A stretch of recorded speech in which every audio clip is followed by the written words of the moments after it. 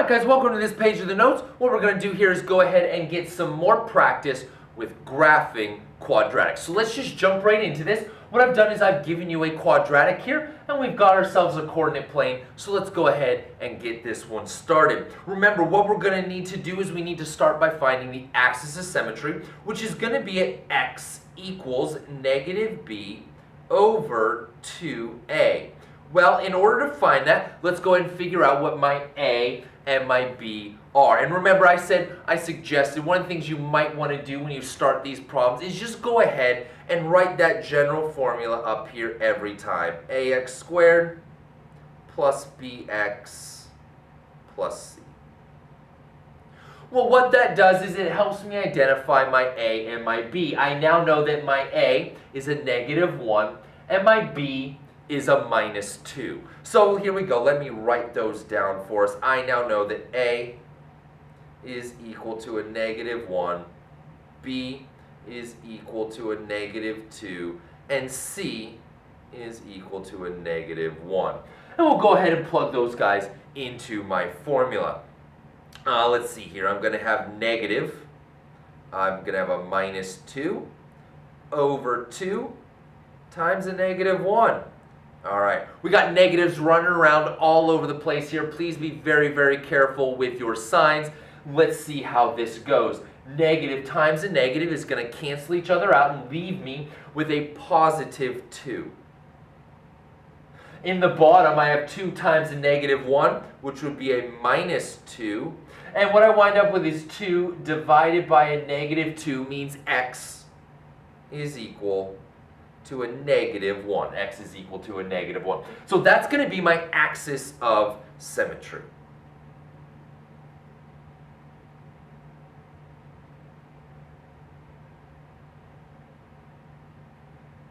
Axis of symmetry. Let's go ahead and draw that dotted line in there. At x equals -1, it'll be a dotted line that runs right down through here at x equals -1. Alright, so that is x equals -1, and that is my axis of symmetry. So I know that my parabola is going to be symmetric around that axis. Alright, so then the next thing I need to do is find my y-intercept. So let's go ahead and find that guy. Remember, from my chart, the y-intercept is equal to the value of c. Well, I found c, turns out to be a -1. So my point would be 0, -1, and let's plot that. 0, -1 is going to be right there. Now, I need the point on the other side of the axis of symmetry that's the exact same distance. Well, my point is 1 unit from the axis of symmetry, so I'll go 1 unit on the other side, right there. All right, so now I've got 2 points. But I need 3. I got to find my vertex. And so that's what's next. Let's find that vertex.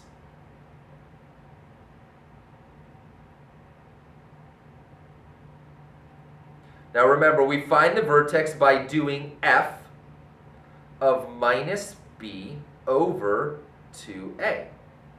But for us, that -b over 2a turned out to be a -1. So I'm just going to do f of -1. Well, let me slide this up a little bit for you here so we can see my work. And let's go ahead and do that. Actually, first, my equation was -x squared minus 2x minus 1, right? This is my quadratic. That's what I'm going to be plugging my value of x into. So let me write that down here actually before I scroll up so we can see it. So I'm going to be doing f of x is equal to a -x squared minus 2x minus 1. There we go. All right, now let's get some space here so we have space to show our work. All right, I'm going to plug a -1 in everywhere I have an x. So f of -1 is equal. Careful, watch your signs. There's already a negative sign there, so it'll be minus a -1 squared times a -2 times a -1 minus 1 This should be stuff you guys can do in your head. Square -1, I get a +1, but then I multiply by the negative, so it goes back to a -1. -2 times -1 would be a +2, and I still have a -1 there. What I wind up with is a -1 plus -1, which would be a -2, and a, oh, sorry, hang on, did I write my equation wrong? I didn't, I got it. You wind up with f of -1 is equal to a -2 plus 2, which of course is 0. All right, so my point, my vertex is at -1, 0. -1, 0. So let's go plot that point. I come back up here to my graph. I'm going to plot that point, -1, 0, which happens to be right there, right? The point -1, 0. And now I'll just sketch my parabola on either side. Remember, it's got to start at the vertex, and it'll have to go through those points that represent my y-intercept on either side of the axis of symmetry. So we'll run straight down through there. And we'll run down through there. Again, make sure that you extend your graph all the way through the coordinate plane that I've provided, and make sure that you put arrows on both ends of your parabola so that I know you know that that line, those lines just keep going, right? They'll keep going to -infinity. As far down as that real numbers go, that graph will go. All right, awesome job, guys. Well done on this one. That's a lot of good work. Let's go ahead and try another one. I got one for you right here on this page of the notes. So let's jump right into this one. We're going to do it the exact same way. Up first, I need to go ahead and write my general form so I can figure out my a, my b, and my c. So it is ax squared. Sorry, I apologize. There's a typo in here. That should be a +4. +4, not equal to 4, +4. So it's going to be ax squared plus bx plus c. And here's what I know. I know that a is equal to 1, b then is equal to a +4, and c is equal to a -3.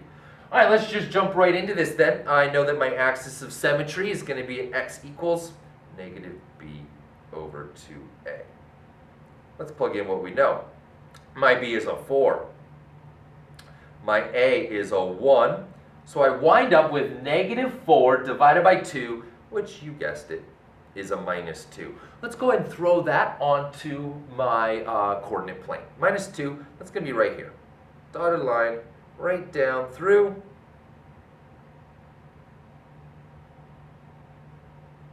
X equals -2. My axis of symmetry. Axis of symmetry. All right, once I've got my axis of symmetry, I then need to go ahead and find my y-intercept. So let's do that. My y-intercept is going to be equal to the value of c, which we already found. It was a -3, so it'll be at the point 0, -3. And we can find that 0, 1, 2, 3. That's going to be right there. Now, I need the point, the symmetric point on the other side of the line of symmetry. Since I'm 2 units from my axis of symmetry, I'll need to go 2 units on the other side. Looks like it's going to put me right there. That's going to be at -4 minus 3. -4 minus 3. And now I need my vertex. So let's go ahead and find that. My vertex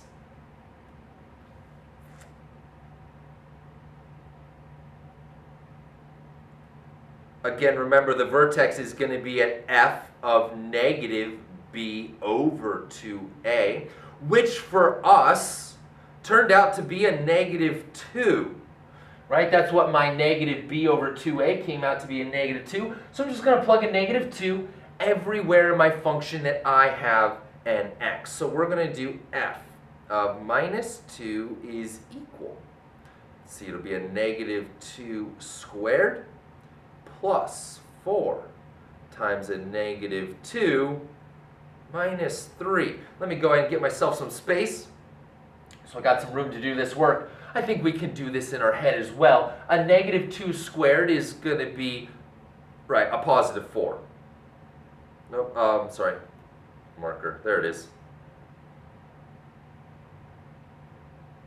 All right, so yeah, we wind up with a positive 4. 4 times a negative 2 would be a minus 8. Minus 3. F of minus 2 would then come out to be, well, a negative 8 minus 3 should be a negative 11, right? And, well, let's write it. 4 minus 11.